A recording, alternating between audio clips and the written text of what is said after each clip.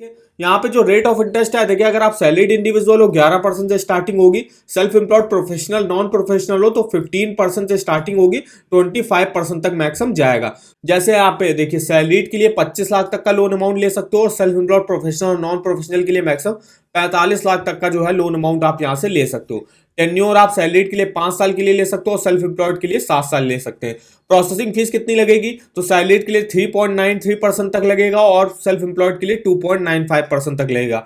अब minimum monthly salary कितनी require होती है, अगर आप सैलरीड इंडिविजुअल हो तो 22,000 रुपए कम से कम आपकी मिनिमम मंथली सैलरी होनी चाहिए। अब यहाँ पे डिटेल में रेट ऑफ इंटरेस्ट देख ले, जैसे कि सैलरीड के लिए 11% से स्टार्टिंग होगी, सेल्फ एम्प्लॉयड के लिए 15 से 25%, अगर आप डॉक्टर हो 11% से 18%, और अगर आप चार्टर्ड अकाउंटेंट हो तो 11% से 18%। तो ये जो है आप 4 कैटेगरी के जो लोग हैं जो यहाँ से अप्लाई एलिजिबल होंगे, अप्लाई कर सकते हैं, वो लोग यहाँ पर रेट ऑफ इंटरेस्ट उनको ये देना पड़ेगा। कौन कौन से यहाँ पे टाइप चलते हैं पर्सनल लोन के, तो सबसे पहले तो आता है personal loan for salaried individual. जो भी सैलरीड इंडिविजुअल होंगे उनको अगर travel, wedding, medical emergency, education, डेब्ट कंसोलिडेशन या होम रेनोवेशन के लिए पर्सनल लोन लेना है तो वो यहां से आराम से ले सकते हैं 25 लाख तक का 5 सालों के लिए। 4% तक आपकी प्रोसेसिंग फीस लग सकती है।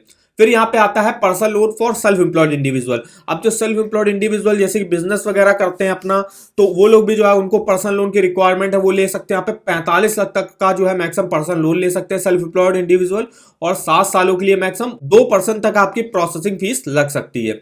अब यहाँ पे डॉक्टर्स के लिए जो है अलग से जो है यहाँ पे स्कीम चलती है, जिसमें जो भी डॉक्टर वगैरह होंगे, जो यहाँ की गवर्नमेंट डॉक्टर हो या आप कोई प्राइवेट डॉक्टर हो, वो लोग जो है यहाँ से लोन ले सकते हैं मैक्सिमम 8 साल के लिए 50 लाख तक का। 2.95% तक आपकी प्रोसेसिंग फीस लग सकती है।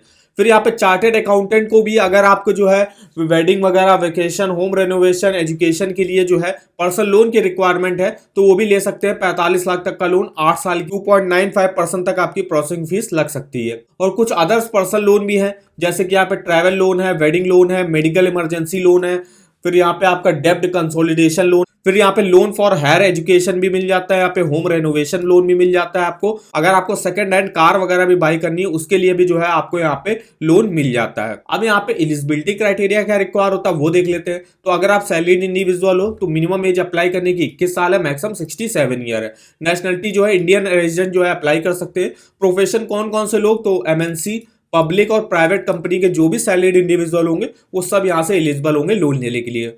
फिर यहाँ पे क्रेडिट स्कोर जो है 750 या उससे ऊपर होना चाहिए। मिनिमम मंथली सैलरी कितनी रिक्वायर होती है, 22,000। मिनिमम एज अप्लाई करने की 24 साल है, मैक्सिमम 70 ईयर है। नेशनलिटी जो है इंडियन रेजिडेंट अप्लाई कर सकते हैं। क्रेडिट स्कोर 750 के ऊपर होना चाहिए। और अगर आप बिजनेसमैन वगैरह हो तो लास्ट 3 ईयर से जो है अपना बिजनेस कंटिन्यूएशन में आपका हो। डॉक्टर्स के लिए क्या रिक्वायरमेंट होते हैं, तो इंडियन रेजिडेंट होने चाहिए। कोई भी सुपर स्पेशलिस्ट डॉक्टर जैसे कि एमडी, डीएम, एमएस या ग्रेजुएट डॉक्टर, एमबीबीएस जैसे जो है यहाँ से एलिजिबल होंगे। अगर जो भी डेंटिस्ट वगैरह हैं जो कि बीडीएस, एमडीएस हैं, तो उनको 5 साल का पोस्ट क्वालिफिकेशन एक्सपीरियंस होना चाहिए बजाज फाइनेंस से पर्सनल लोन लेने के लिए।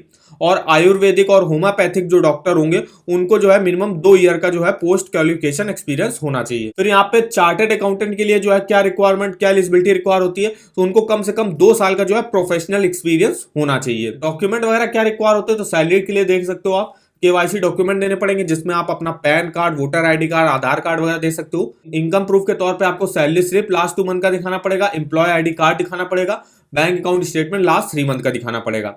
वहीं सेल्फ एम्प्लॉयड एप्लीकेंट्स के लिए आपको केवाईसी डॉक्यूमेंट दिखाने पड़ेंगे, प्रूफ ऑफ बिजनेस ओनरशिप आपको दिखाना पड़ेगा और अदर फाइनेंशियल डॉक्यूमेंट आपको दिखाने पड़ेंगे। डॉक्टर्स के लिए केवाईसी डॉक्यूमेंट दिखाने पड़ेंगे। उसके बाद जो है आपको अपने मेडिकल से जुड़े जो है यहाँ पे क्वालिफिकेशन के डॉक्यूमेंट यहाँ पे दिखाने पड़ेंगे। चार्टर्ड अकाउंटेंट के लिए केवाईसी डॉक्यूमेंट दिखाने पड़ेंगे, एड्रेस प्रूफ दिखाना पड़ेगा, प्रैक्टिस सर्टिफिकेट आपको दिखाना पड़ेगा, bank account statement, ownership proof आपको दिखाना पड़ेगा किसी एक प्रॉपर्टी का। ये कुछ जो है देखिए डॉक्यूमेंट वगैरह रिक्वायर होते हैं बजाज फाइनेंस से पर्सनल लोन लेने के लिए।